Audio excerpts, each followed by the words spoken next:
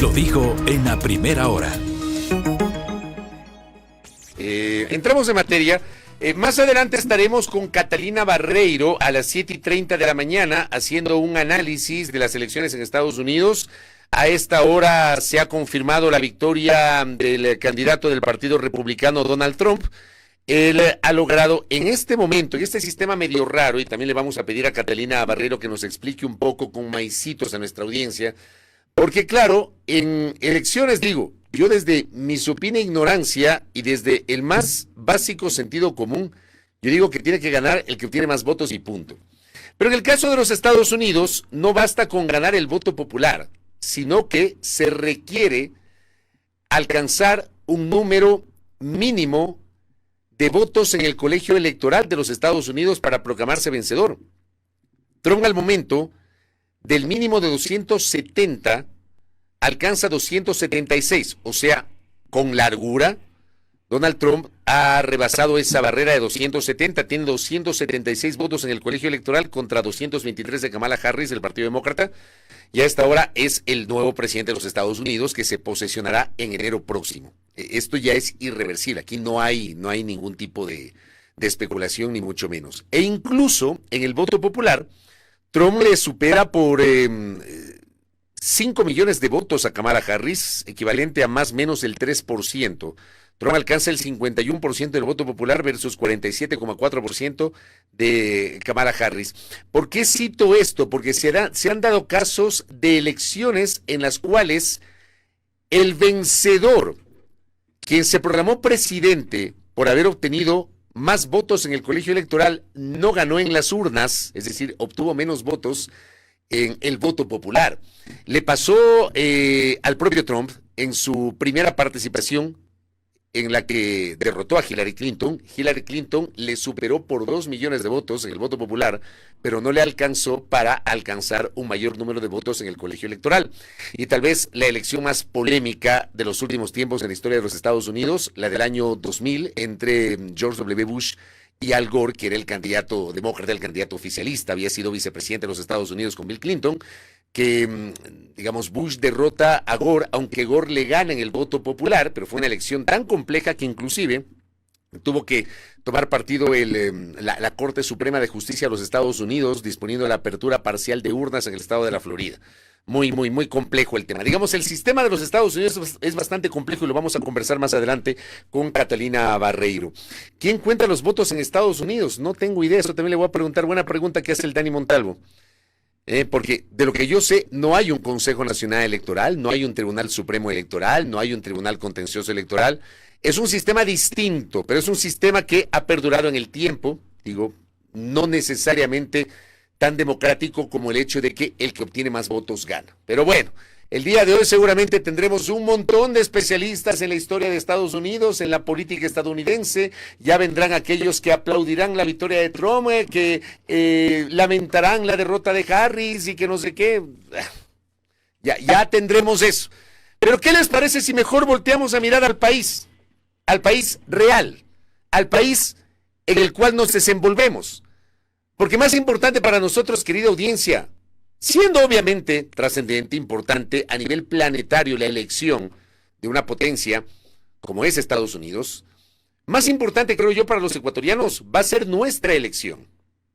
Y es muchísimo más importante enfocarnos en lo que está pasando aquí en el Ecuador. Y lo que está pasando aquí en el Ecuador es complejo, desde diversas aristas, y lo comentamos permanentemente en este espacio, haciendo una valoración crítica de la grave situación que en diversos ámbitos estamos viviendo. La crisis eléctrica de la cual seguimos permanentemente hablando. De hecho, hay una serie de vaticinios que son altamente preocupantes, que ya aparecen en algunas publicaciones en el sentido de que como están las cosas, independientemente de que ayer llovió luego de 100 y pico de días de sequía en la provincia de Azuay, particularmente en Cuenca, de modo torrencial. Más allá de aquello, las previsiones dan cuenta de que lo más probable es que esto de los apagones se extienda y claro, en estos días hemos tenido una reducción de los horarios de los racionamientos, acompañados del feriado extenso que tuvimos. Está claro que el día adicional de feriado, que no es que nos regalaron, porque eso tendrán que recuperar los trabajadores, que es un dolor de cabeza también para los trabajadores, el tema de la recuperación. ese día, digamos, se dispuso como feriado por la crisis energética y no necesariamente por reactivar la economía. O sea, no nos engañemos. Está claro que para los feriados hay una disminución del consumo porque dejan de trabajar las industrias, deja de trabajar el sector público, hay un menor consumo. Pero esta semana ya volvemos a los consumos habituales y todos los pronósticos dan cuenta de que la situación se va a mantener. Ese es un tema del cual hemos hablado permanentemente en este espacio. Como permanentemente en este espacio hemos citado la crisis de seguridad que vivimos, aunque alguna gente se muere de las iras cuando lo comentamos. Pero lo de ayer, miren ustedes, ayer cuando hice mi comentario, dirigido fundamentalmente a aquellos románticos, ¿no?, que pululan por las redes sociales, algunos que son disque influencers, algunos que disque son líderes de opinión y que tratan de romantizar la situación que vivimos. Cuando hicimos este comentario, no teníamos conocimiento de lo que Pedro Granja le iba a decir al portal fraterno digital Radio La Calle, en una entrevista en donde Pedro Granja les anuncia su decisión de declinar su participación en la campaña electoral. Ojo, en la declaración Pedro Granja no anuncia que renuncia a la candidatura, porque me imagino yo, como es un hombre formado en el derecho, sabe perfectamente que no puede renunciar a la candidatura, que las candidaturas son irrenunciables y ya vamos a revisar lo que dice el Código de la Democracia. Pero Pedro Granja le anunció a Radio La Calle, y esta entrevista se hizo viral el día de ayer, que él no va a participar en la próxima campaña y que incluso está pensando en regresar a Italia. Pedro Granja la semana anterior ya había denunciado que él estaba siendo objeto de amenazas contra su vida, que no se sentía seguro. Pedro Granja había denunciado que hubo un intento de amedrentamiento al haber atentado contra una propiedad perteneciente a su hermano.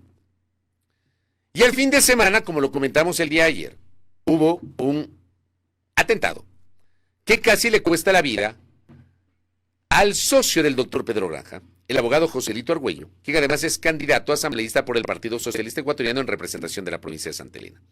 Con base en esto y frente a esta situación, el doctor Granja dijo lo siguiente a los colegas de Radio La Calle. Pongamos por favor el audio y el video. Prácticamente tengo que retirarme de la campaña. Tengo que retirarme. Ya no puedo hacer campaña. No puedo conversar con la gente, no puedo ir a una universidad, no puedo ir a un barrio donde la gente me invita a compartir con ellos. Ya tanto miedo le tienen a mi campaña, tanto miedo le tienen a mis denuncias. Así es que yo no he estado preso ni por jugar carnaval. Soy un hombre que se ha dedicado toda su vida, desde que se graduó de abogado, a defender niños víctimas de abusos sexuales. Soy un hombre que se ha dedicado durante más de 24 años a organizar brigadas médicas, ollas populares, sin ningún interés, Jackie, sin ningún interés. ¿Ya? Hoy soy candidato ante la emergencia nacional, porque los compañeros de toda una vida con quienes he militado desde los 14 años en las Juventudes Revolucionarias me han pedido que por favor acepte este reto. Y yo prácticamente sé que he destruido mi carrera profesional, sé que pongo en grave riesgo la vida, no solamente la mía, sino la de gente que amo, y pensaba que iba a tener otra respuesta por parte de la prensa al menos, que iba a tener otra respuesta por parte de los sectores intelectuales, de los sectores académicos. No hay ninguna voz de las universidades frente a estos ataques gravísimos en mi contra. No hay ninguna voz de las embajadas extranjeras de las cuales nosotros esperábamos un pronunciamiento, tanto que soy el único experto antimafia preparado por Schengen y el único que está planteando alguna política criminal para reducir la cantidad de envíos de droga, de cocaína que salen desde Guayaquil, Manta, Esmeraldas, Puná, Jambelí, hacia las calles de Roma, Madrid, Ámsterdam. Entonces, frente a eso, yo prácticamente tengo que en este momento retirarme de la campaña. En las próximas horas estoy evaluando la posibilidad de regresar a Italia, donde vivo, porque aquí lamentablemente no se puede contra estos intereses mafiosos. Siempre discreparé con aquellas voces que generalizan. Cuando dice que nadie de la prensa, por favor. Le digo con respeto al doctor Granja. Porque sí existimos periodistas, opinadores, y sí hay espacios de opinión y de información en los cuales repudiamos la violencia y repudiamos los ataques, vengan de donde vengan. Ayer en este espacio, antes de esa declaración, este periodista repudió lo que había pasado el último fin de semana. Porque soy enemigo y me niego a normalizar la crisis de inseguridad que vive el país. Me niego a que el Ecuador ya tome como si nada hubiese pasado los 15 atentados del año pasado, que le costaron la vida a 9 personas. Mataron a un candidato presidencial, mataron a un alcalde, atentaron contra la vida de un alcalde 24 horas después de haber sido posesionado como tal, de haber asumido el cargo. Atentaron contra la vida de un candidato que luego se convirtió en alcalde. Me refiero a Javier Pincay, en el caso de Puerto Viejo, y en el otro caso me refiero a Luis Chonillo, en el caso de Durán. Mataron a un periodista, y me refiero a Gerardo Delgado de la provincia de Manabí. Yo me niego a normalizar eso. Y lo dije ayer antes de escuchar esa declaración. Así que, doctor Granja, con todo respeto y cariño, no generalice. Porque sí existimos periodistas que hemos levantado la voz, aunque nos quedemos solos. Y aunque no seamos siempre tan populares, sí levantamos la voz para cuestionar y para repudiar este tipo de cosas. Luego, puede no gustar el doctor Granja a algunos, puede caerles mal el doctor Granja a algunos, puede no gustar el estilo del doctor Granja. Aquí mismo en este espacio tuvimos una discrepancia luego de que él acepta la candidatura cuando se le preguntó y a él no le gustó que cómo es eso que hace algunos años él en su cuenta de ex había dicho que si le ven de candidato le escupan. Y él en lugar de, no sé, pues, dar una respuesta un poco más política, señalar que, claro, eso pensaba antes, pero hoy el país necesita lo que sea, se enojó por esa pregunta. Pero no por eso voy a aplaudir o me voy a reír o me voy a burlar de esto, porque esto no es normal. Porque aunque no tenga posibilidades, o sí tenga posibilidades, lo que sea, estamos hablando de un ser humano, estamos hablando de un político, estamos hablando de un candidato presidencial que está diciendo, señores, en mi país, donde quiero participar, donde quiero terciar como candidato a la presidencia, frente a la grave crisis que estamos viviendo, resulta que hay una espiral de violencia por la cual tengo que precautelar mi vida. No puedo hacer campaña, no me siento seguro, no puedo salir a las calles, no puedo caminar, no puedo ir a las universidades, no puedo ir a los foros, porque no me siento seguro. Entonces dice el doctor Granja, mejor no hago campaña. ¿En serio nos vamos a burlar de eso? Porque ayer, por ejemplo, cuando publicamos en Primera Plana, y quien les habla replicó justamente esa nota de Primera Plana, dando cuenta de esta declaración que formula Pedro Granja. Si ustedes vieran la interacción de la gente, estoy seguro que algunos, no alcanzo a leerles a todos, pero estoy seguro que algunos se burlarán de esto.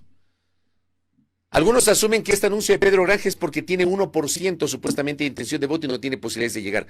Así tenga 0% de posibilidades. Así no tenga ninguna chance de llegar a ser presidente. No se trata de eso.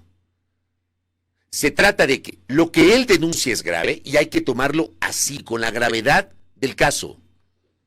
Tenga o no posibilidades. Porque refleja, porque matiza, porque nos evidencia la espiral de violencia que estamos enfrentando.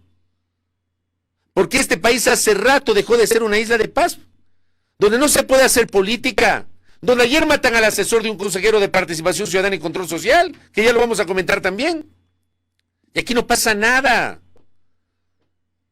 Aquí como sociedad deberíamos rechazar al unísono lo que está pasando, pero no lo hacemos. ¿Y no lo hacemos por qué? Porque seguimos polarizados entre los istas y los antis. Entonces, si decimos una cosa, le hacemos el juego a. Si decimos otra, le hacemos el juego al otro. Así somos. Pero es grave lo que denuncia Pedro Granja. Y no es una buena noticia. Más allá de que, en derecho, él sabe que no puede declinar su participación. Póngame el artículo del Código de la Democracia, por favor. Ese es el artículo 108 del Código de la Democracia. Fíjense, por favor, en la mitad, en el segundo inciso. Las candidaturas a cargos de elección popular una vez calificadas e inscritas son irrenunciables. Irrenunciables, gracias. Por eso el doctor Granja, en la entrevista que le concede a Radio La Calle, no dice que va a renunciar a la candidatura.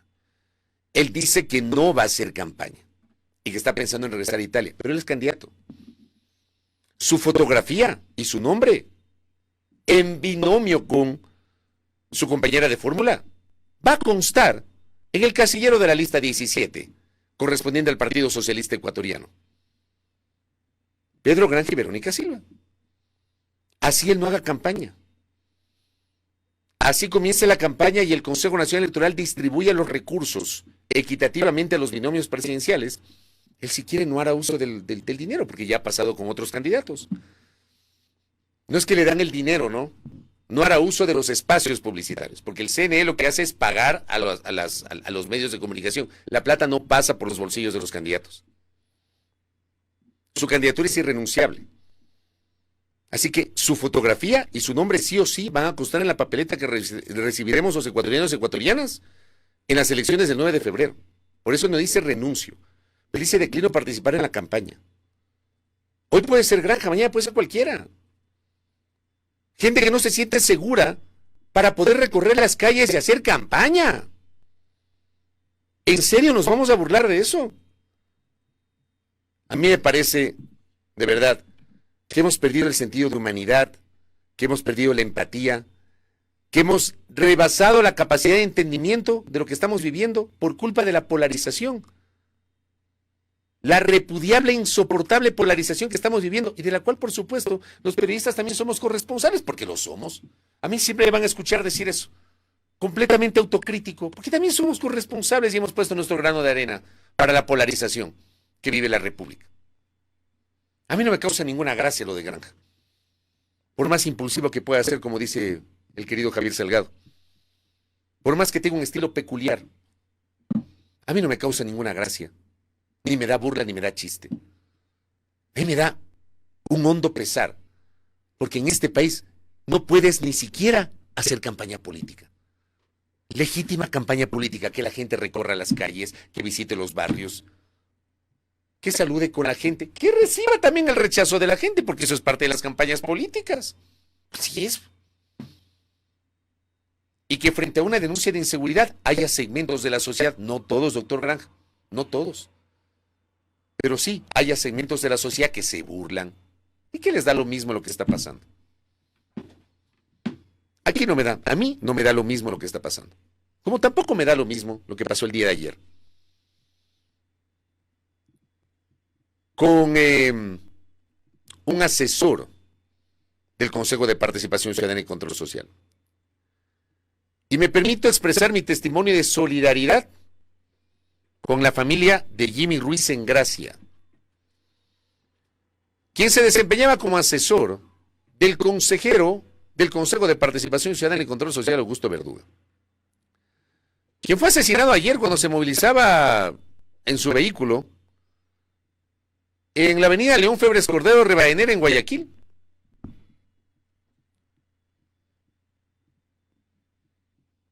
Aquí está la nota de Diario El Universo. Sicarios balearon al asesor del consejero Verduga en la avenida León Febres Cordero. Un hombre fue acribillado la tarde de ayer en la avenida León Febres Cordero en el sector Pascuales La Aurora. El crimen se reportó cerca de las 5 de la tarde. No fue en la madrugada.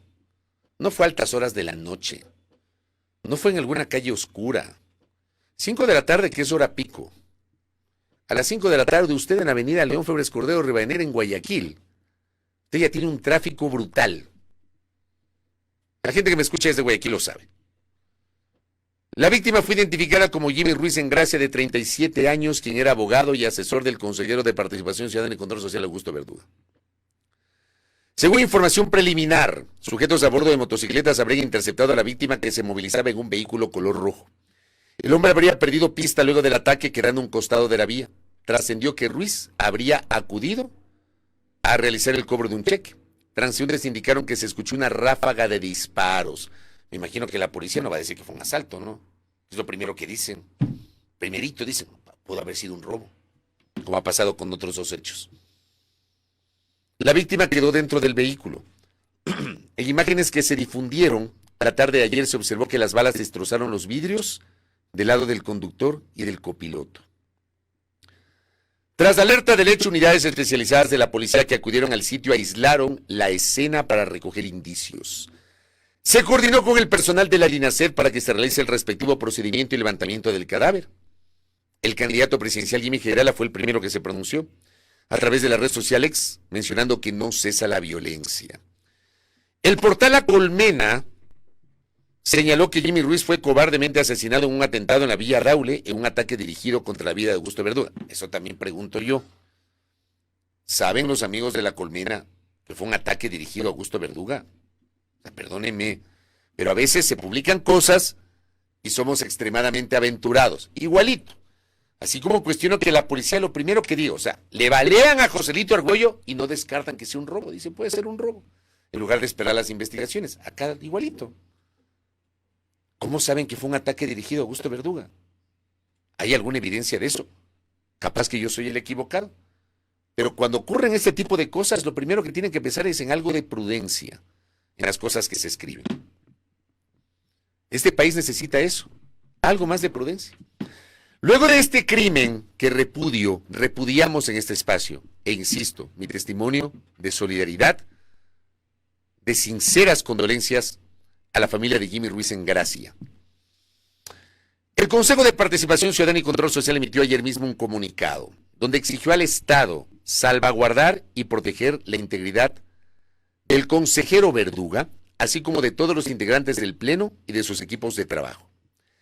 En el comunicado dice, el Consejo de Participación Ciudadana y Control Social expresa su más enérgica condena ante el execrable asesinato de Jimmy Gabriel Ruiz en Gracia, quien se desempeñaba como asesor del despacho del consejero Augusto Verduga. Detalló el organismo a través de un comunicado emitido la noche de este martes. En ese mismo documento expresó su más profundo sentimiento de pesar a la familia y amigos de Jimmy y demanda de las autoridades una investigación exhaustiva del crimen para de esta manera ubicar y detener a los responsables. Además exige que la justicia ecuatoriana procese a los autores intelectuales y materiales del hecho y los castigue con toda la severidad que la ley permita. El Consejo exige al Estado salvaguardar y proteger la integridad del consejero Verduga, así como de todos los integrantes del Pleno y de sus equipos de trabajo. El Consejo de Participación Ciudadana y Control Social reitera su compromiso de trabajo honesto y esforzado como un aporte a la institucionalidad del país y demanda las debidas garantías para el ejercicio de sus atribuciones constitucionales y legales, puntualizó. ¿Saben qué va a pasar con ese comunicado? Nada. ¿Y saben por qué? Porque aquí ya mañana un segmento de la sociedad se olvidará, porque en este país se normalizó, llegó para quedarse esta actitud de normalización de la violencia. Aquí no importa que maten a la gente, y hay un segmento de la sociedad que lo ha normalizado. No importa que maten a la gente, porque hay que ver con quién estuvo relacionado esa gente. Por supuesto, habrá gente a la que no le moverá ni media fibra de su sistema nervioso el saber de ese asesinato, porque se trata de un asesor, de un consejero al que seguramente les caía mal. Hay otros que en cambio se irán por el otro lado. Porque como sociedad ni para eso logramos unirnos, ni para eso. Somos una sociedad nada empática, nada solidaria, completamente básica y altamente polarizada. A ver si así nos despertamos, ¿no? Y entendemos la naturaleza de lo que estamos viviendo y dejamos de normalizar este tipo de cosas. Y creo que a los unos y a los otros hay que pedirles, como dice Yomar, dejar de lado el tratar de establecer determinadas narrativas. Si hay un crimen, que se investigue y presionar a la justicia para que las investigaciones lleguen a su término y se pueda establecer la verdad procesal y se pueda localizar a los autores intelectuales y materiales. Porque como ya ayer les referí en este espacio de la violencia que vimos el año pasado en el contexto de la campaña, un caso, uno de 15, desembocó en sentencia. 1 de 15. Ese es el papel de la justicia de este país. Justicia que está en otras, ¿no? Y por eso una buena parte de la sociedad le ha perdido la confianza. Un caso. Entonces esto, a propósito del comunicado, será flor de un día. Será flor de un día. Y polarizaremos la discusión, porque así somos. Hasta que mañana o pasado no vuelva a pasar otra cosa. Porque nos hemos acostumbrado a eso. A ver si entendemos la naturaleza de lo que estamos viviendo, ¿eh? Horroroso. Yo no sé si este mensaje es para mí, pero bueno. Le envío un abrazo también a la persona que me escribe por ahí algunas cosas, pero parece que no entendió nada de lo que estamos señalando en este espacio. En fin. Así estamos, querida audiencia, así está el país, así está la situación del Ecuador. A ver si empezamos a reflexionar. Ah, por cierto, y a propósito de un mensaje que estoy leyendo, casi se me pasa. Parece que el celular del señor Fernando Villavicencio, que en paz descanse, ha sido el celular más poderoso que el guante de Thanos. O sea, por Dios. Ese celular debe haber tenido las gemas del infinito y es indestructible. Sigue siendo materia de controversia el celular más indestructible de la historia de este planeta. En serio. ¿Cómo seguimos polarizando la discusión? ¿Cómo nos seguimos burlando del tema? Que el celular lo arrojaron en el río Tomebamba, que el celular lo mandaron a no sé dónde, que el celular lo tiene no sé cuánto, que si hubiesen develado el contenido del celular le hubiesen afectado la vida de no sé quién, que el celular lo tiene el FBI, que no sé qué. En serio. Y lo peor es que, ¿saben? Estas narrativas siempre las empiezan a sostener cuando estamos a puertas de las elecciones. Pasó el año pasado antes de la segunda vuelta electoral. ¿Ya? Hoy lo vuelven a hacer. El celular más indestructible. Han pasado 13, 14 meses desde el asesinato de Fernando Villavicencio Valencia. El 9 de agosto del 2023. ¿Ya? Y seguimos hablando del celular. El celular más indestructible. Por Dios. A ver si nos ponemos serios, ¿no? O como dice el apreciado Inti Gronever, ya nos jodimos. En serio. Estamos jodidos. Este es el país donde se instalan las narrativas y donde compramos los argumentos dependiendo de quién los dice.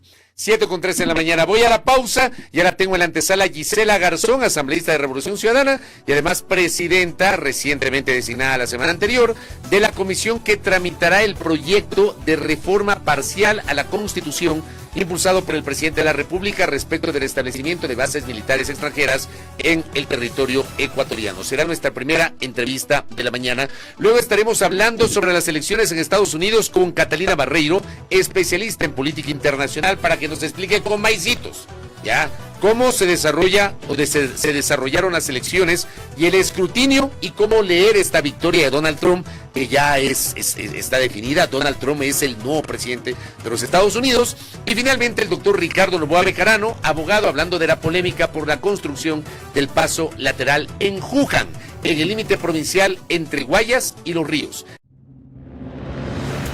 Primera plana. Todas las noticias, todas las voces.